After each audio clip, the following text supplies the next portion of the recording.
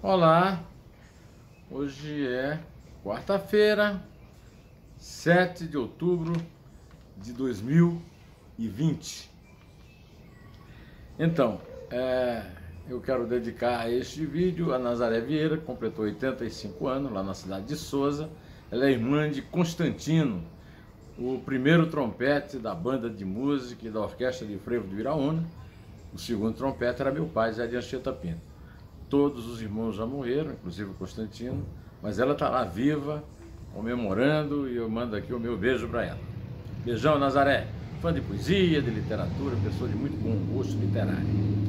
Bom, eu não posso falar o mesmo do senador Renan Calheiros. O senador Renan Calheiros, do MDB de Alagoas, disse a William Vac, grande jornalista que trabalha na CNN, o seguinte a respeito do Bolsonaro, Jair Bolsonaro, presidente da República.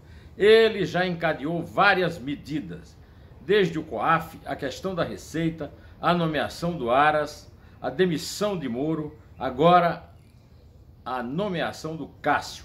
É o grande legado que ele pode deixar para o Brasil, o desmonte desse sistema. O sistema a que ele se refere, segundo ele, é o Estado policialesco, que teria sido montado pelo Moro, que condenou o Lula sem provas, e que, isso é tudo na versão do Renan Calheiros, né?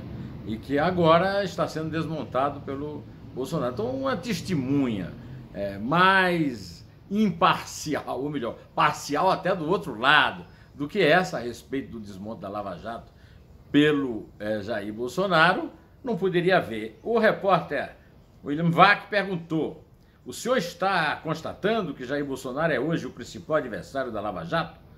A resposta dele, literalmente, é a seguinte: ele é um adversário, não sei porquê, mas não importa, desse Estado policialesco. Espero que continue dessa forma. Olha, a primeira vez que eu ouvi falar em Renan Calheiros foi nos anos 70, no Jornal Nacional, quando ele apareceu como membro de uma família de pistoleiros, a família Calheiros, né, claro, que vivia numa guerra na cidade de origem das duas tribos, dos dois clãs, né? Eram os Calheiros de um lado e o Cabo Mena, um cabo feroz, muito violento, da polícia de Alagoas, do outro lado. Depois ele fez carreira política vertiginosa, tornando-se vassalo do seu conterrâneo Fernando Collor de Mello, de quem foi homem de confiança, do Fernando Henrique Cardoso, do Lula, da Dilma e do Temer. Agora ele não precisa aderir para aplaudir Bolsonaro, que deixou de ser o capitão cloroquina e passou a ser o capitão tubaína, né? O Renan foi derrotado pelo Centrão numa eleição fraudada para a presidência do Senado, pelo presidente que venceu, o Davi Alcolumbre. Eram 81 eleitores e foram computados 82 votos. O senador Roberto Rocha, do PSDB do Maranhão, tornou-se cúmplice de Alcolumbre ao ajudar a enterrar uma investigação facílima de ser feita, uma vez que a votação foi ali aberta aos olhos de todo mundo, bastava ver os vídeos, né? Isso aí é o que eu chamo de bolsalulismo explícito na veia. Porque aí do mesmo lado bolsonarista estão os inimigos, né? Alcolumbre de um lado, fotografado agora para a ira total dos bolsonaristas, com o Bolsonaro, o Rodrigo Maia e o Jair Toffoli, e o Dias Toffoli, né? Pois é, tudo isso se deve à indicação de Cássio, com K, Nunes Marques, para a vaga, o desembargador do Tribunal Regional Federal da Primeira Região, TRF1 de Brasília, para a vaga do decano do Supremo Tribunal Federal, Celso de Mello. Bolsonaro já bateu o martelo, já publicou no Diário Oficial, antes mesmo que o Celso de Mello saísse. O Celso de Mello vai se aposentar pela compulsória, né? A PEC da Bengala mudou de 70 para 75. Quando completar 75 anos, no dia, ele completaria em novembro, mas resolveu antecipar a aposentadoria por causa do seu estado de saúde. depois de uma operação ortopédica, né?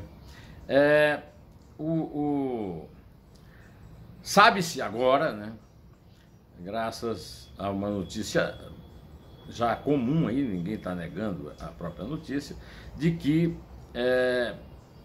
Frederico Assef, aquele advogado que conseguiu de Dias Toffoli a suspensão de todas as investigações de crimes financeiros, por Receita, COAF, tudo, até perder em plenário por 9-2, votando contra a própria decisão anterior dele, agora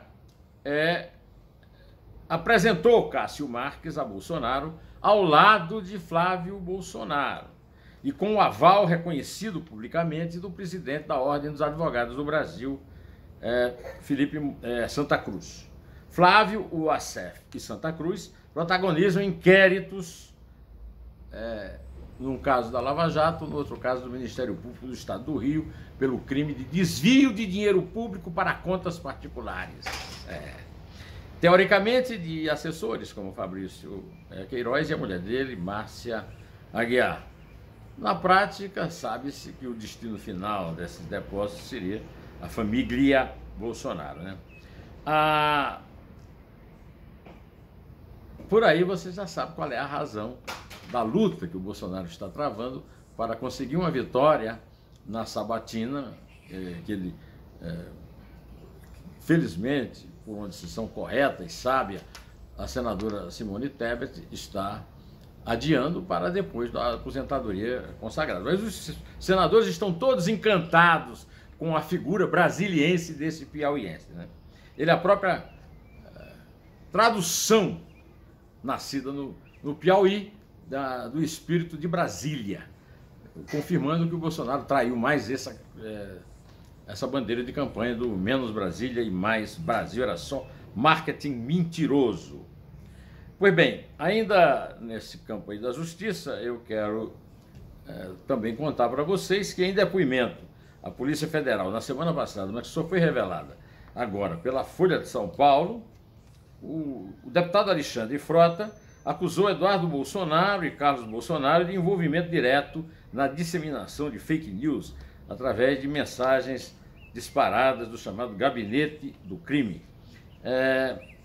Também a notícia foi dada ontem no Jornal Nacional. Frota levou à Polícia Federal documentos coletados pela CPI das fake news que comprovariam, segundo ele, que endereços eletrônicos, os IPs de computadores situados nos endereços físicos de Eduardo Bolsonaro em Brasília e no Rio de Janeiro, provam tudo o que ele está dizendo.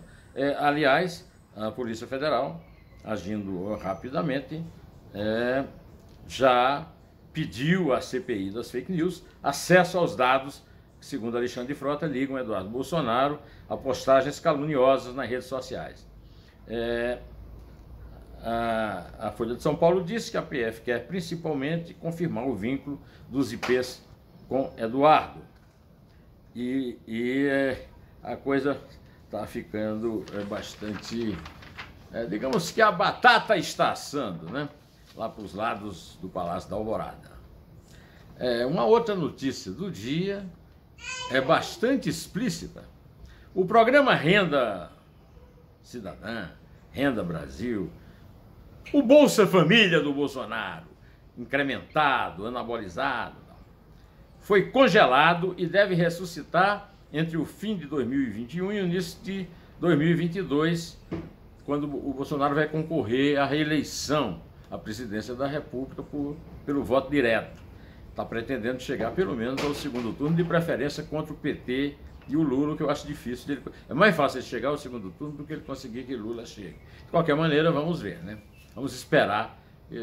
Bola de cristal não é o forte de um jornalista assim como eu. Segundo a fonte, diz para o Valor Econômico, se as eleições fossem hoje, ele seria reeleito. Mas não é possível manter o engajamento que um programa social desse provoca até 2022. Quer dizer, o Bolsonaro está na fase do sincerão, né? Ele e os apoiadores dele. Tudo isso por causa da surpreendente pesquisa de apoio, não tão surpreendente assim, da população, dando bom e ótimo para o governo dele, por causa dos programas sociais que ele quer manter e até pôr na Constituição para chegar em 2022 com chance de superar qualquer adversário. Talvez o adversário difícil de superar seria o Sérgio Moro, mas o Sérgio Moro ainda não é candidato. Mas vai me dar uma entrevista aí, sábado, 5 horas, espere que o Moro vai falar, hein? Pois bem, para terminar, eu quero contar para vocês que aquele ministro do Supremo que recebeu o Bolsonaro na casa dele, lhe deu um abraço caloroso, naqueles desafia corona, né?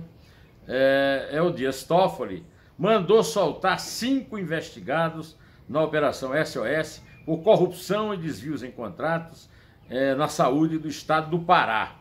As investigações miraram esquema que, segundo o Ministério Público Federal, é chefiado pelo governador do estado, Helder Barbalho, filho de Helder Barbalho, que, como ele, também foi governador do estado e também está enrolado em umas certas pesquisas da polícia e da justiça. A decisão atendeu a um pedido feito em habeas corpus impetrado por Leonardo Maia Nascimento, assessor de Helder Barbalho, e teve os efeitos estendidos a outros investigados que foram presos na deflagração da operação em 29 de setembro.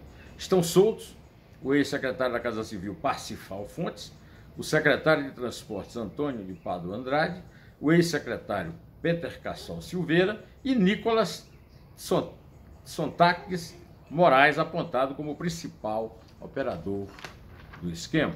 O que vocês estão assistindo aí hoje, esse festival de solta-solta, esse verdadeiro efeito da política judicial laxante, é o que vai acontecer, porque